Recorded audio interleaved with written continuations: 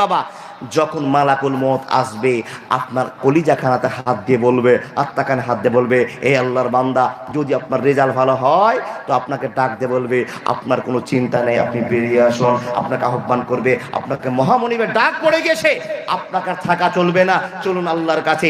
আপনার কাছে সুরসুর করে জানটা বের করে চলে যাবে।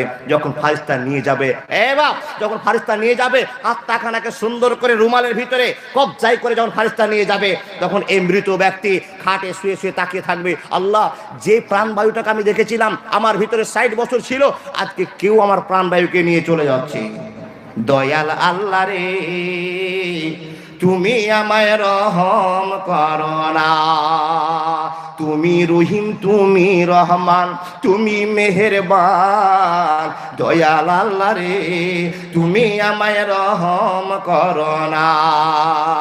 রুহটাকে যখন নিয়ে যাবে সেও তখন কেঁদে বলবে, কোথায় নিয়ে যাচ্ছ আমায় একটু বলো না। দয়াল আল্লাহ রে, তুমি আমায় রহম করো না।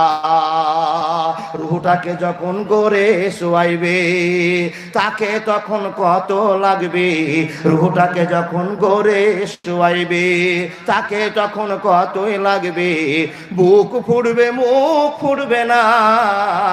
দয়াল আল্লাহ রে, তুমি আমায় রহম করো না।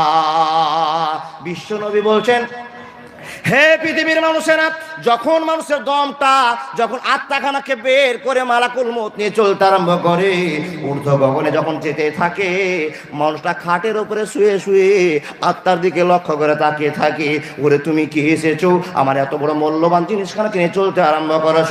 সেই তাকিয়ে থাকতে থাকে বিশ্ব নবী মুহাম্মদুর রাসূলুল্লাহ বলুন সাল্লাল্লাহু আলাইহি ওয়াসাল্লাম বলছেন, যখন দান চলে যাবে, ও দুনিয়ার বাসীরা, তোমরা যারা মরণের পাশে দাঁড়িয়ে থাকবে, লাশের পাশে দাঁড়িয়ে থাকবে, ওই লোকটাকে দেখে আছো, চোখটা বড় বড় করে তাকিয়ে আছে, বড় বড় চোখ করে তাকিয়ে আছে, ওর চোখে তোমরা হাত দিও না, ওর চোখে হাত দিও না।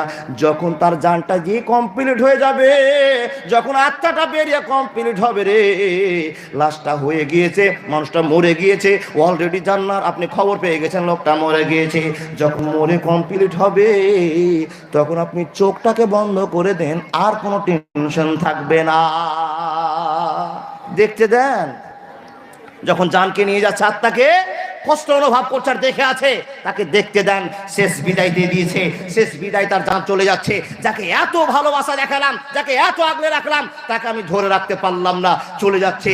দেখতে দেন, দেখতে দেন, যখন তার জান বেরিয়ে চলে যাবে, চোখের আড়াল হয়ে যাবে, একা নিশোর লাশ পড়ে আছে, বডি পড়ে আছে, তখন চোখটা যদি ফুটে থাকে, ভদ্র মানুষের গিয়ে চোখটা বন্ধ করে দাও, এটা তোমার সিস্টেম। এ বন্ধুগণ আমার, এবার মরণের সিস্টেম আপনাকে বলতে আরম্ভ করলাম।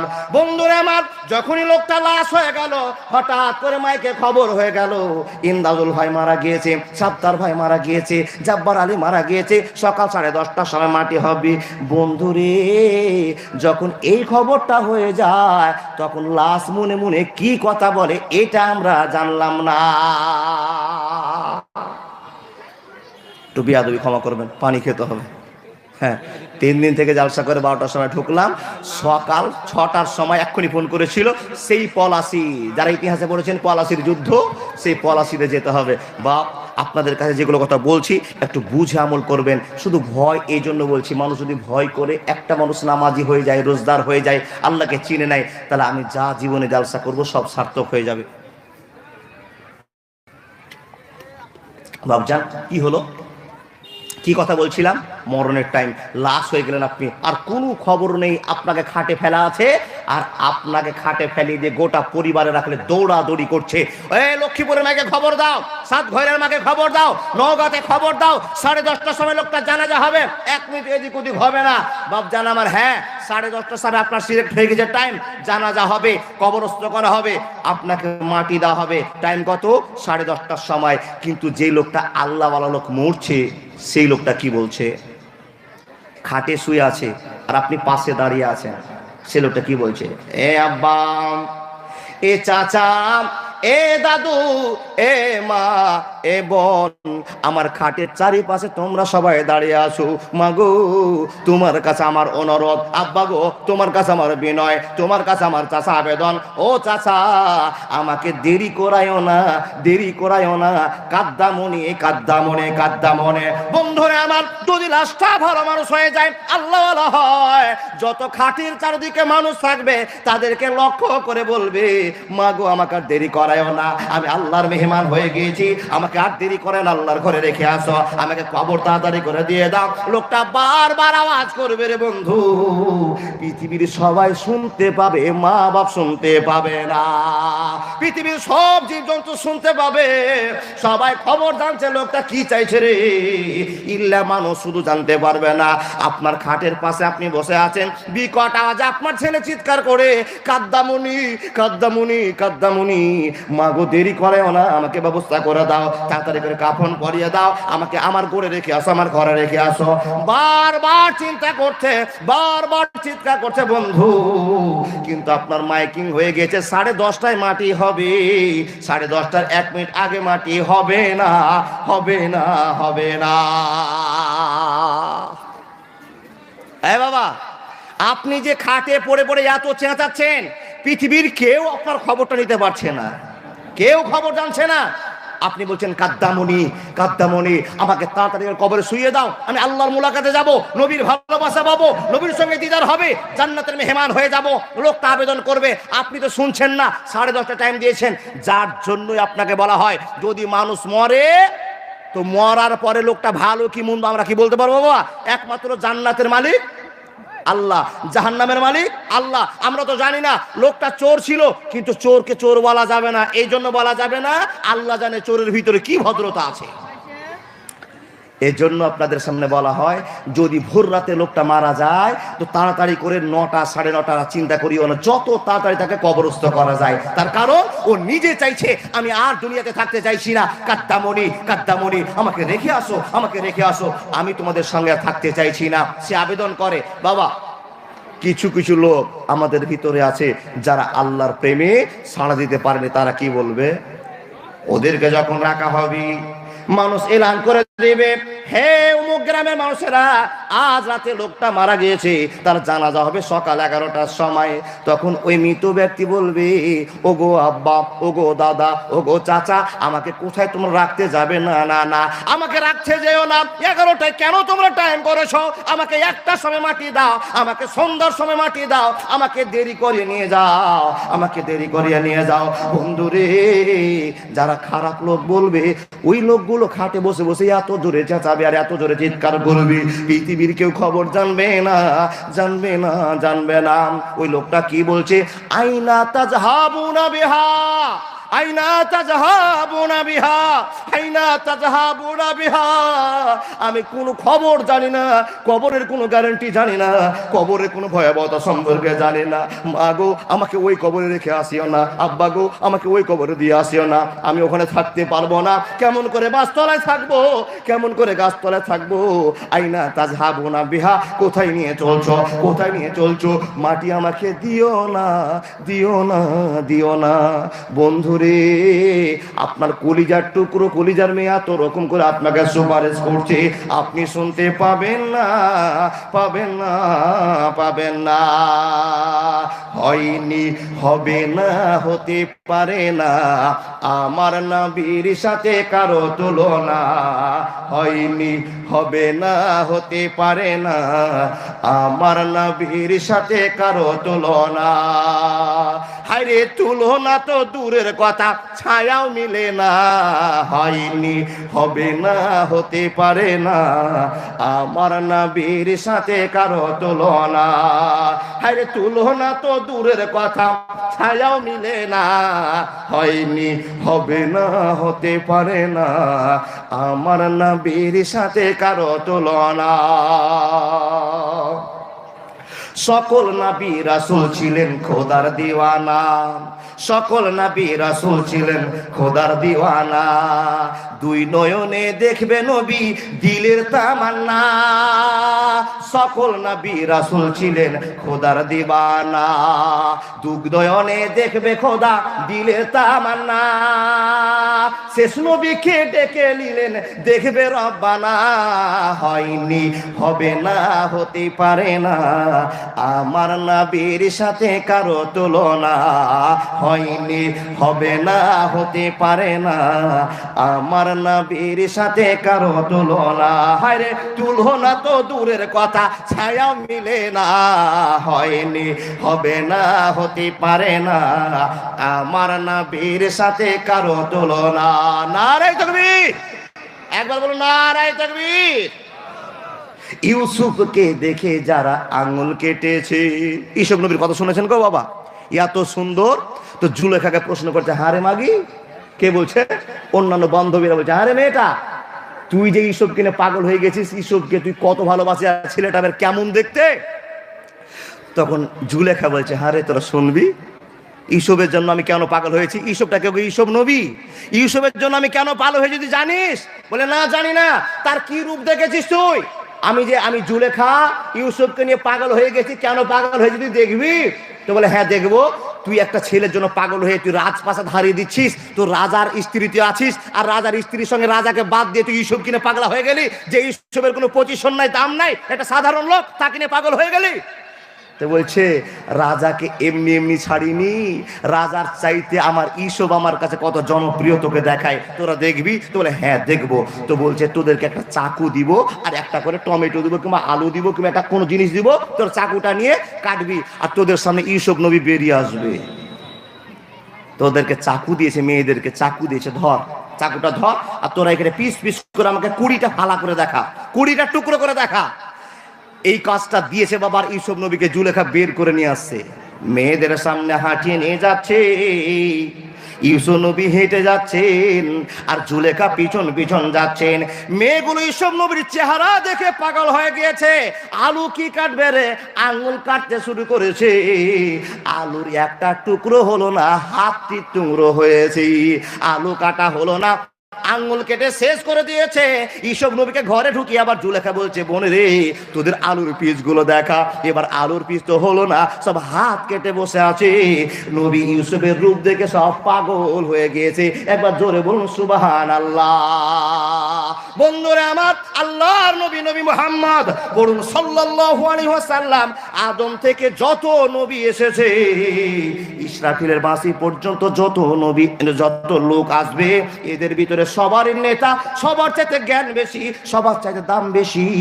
তাহলে আমার নবী দেখতে কেমন ছিল এটা কেউ বলতে পারে না।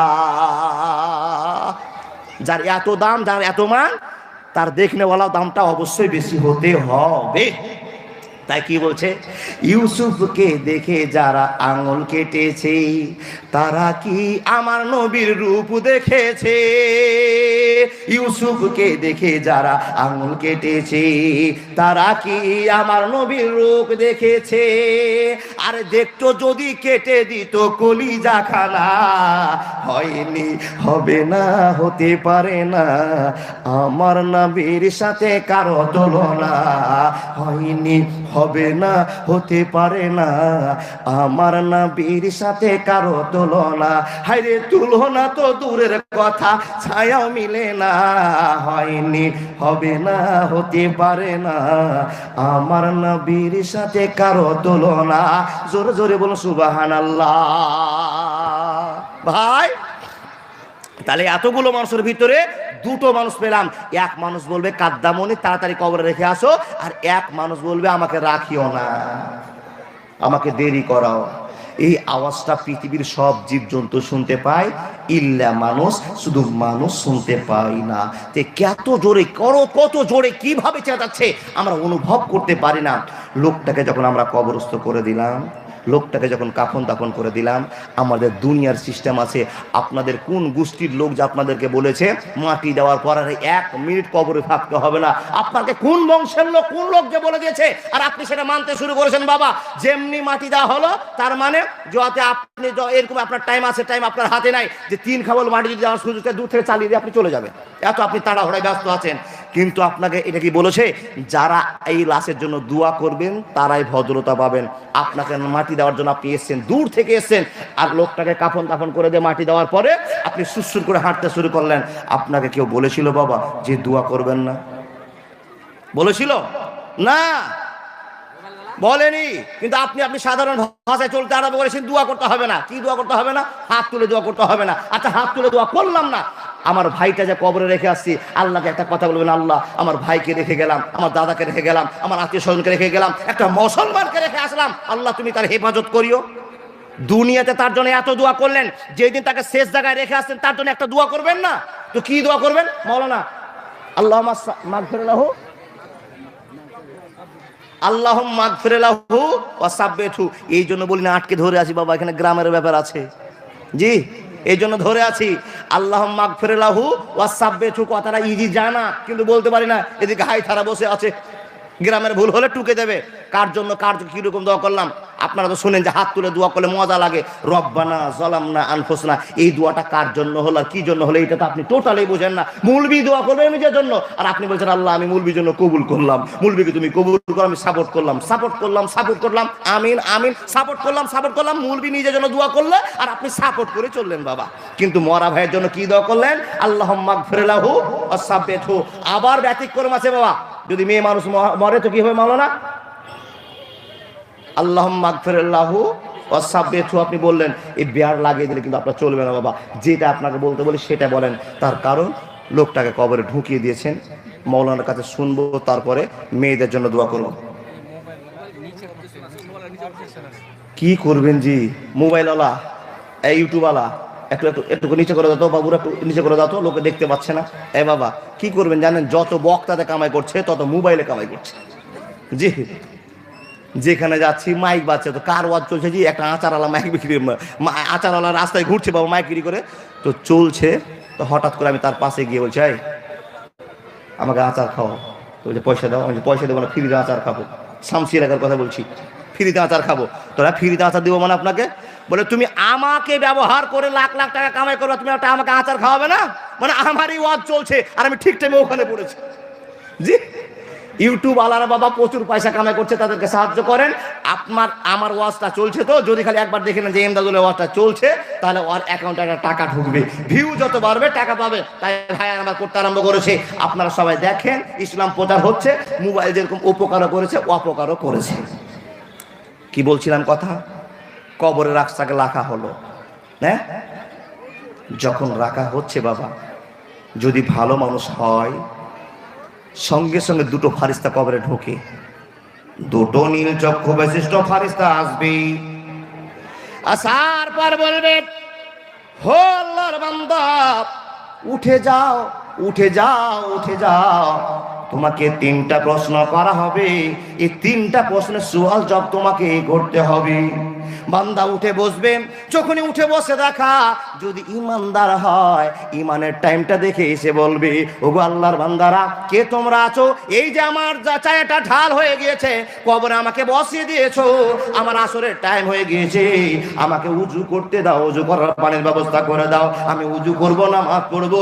যখন এই প্রস্তাবটা মরা ব্যক্তি করবে, ওই দুটো ফারিস্তা বলবে, বন্ধুরে, সারা জীবনে যা নামাজ পড়েছো আর নামাজ পড়তে হবে না। তুমি 30 বছর নামাজ পড়েছো আর জীবনে কোনোদিন তোমাকে নামাজ পড়তে হবে না, উজু করতে হবে না, রোজা করতে হবে না, দান করতে হবে না, সাদকা করতে হবে না। সত্য বলবে কিনা জানি না, আল্লাহ তোমার রেজাল্ট ভালো করে দিয়েছি, তোমাকে উজু করার দরকার পড়বে না। তোমার কাছে মাত্র 3টা প্রশ্ন হবে। জাহান্নামে ঢোকা মানে তোমাকে আর নামাজ পড়তে হবে না।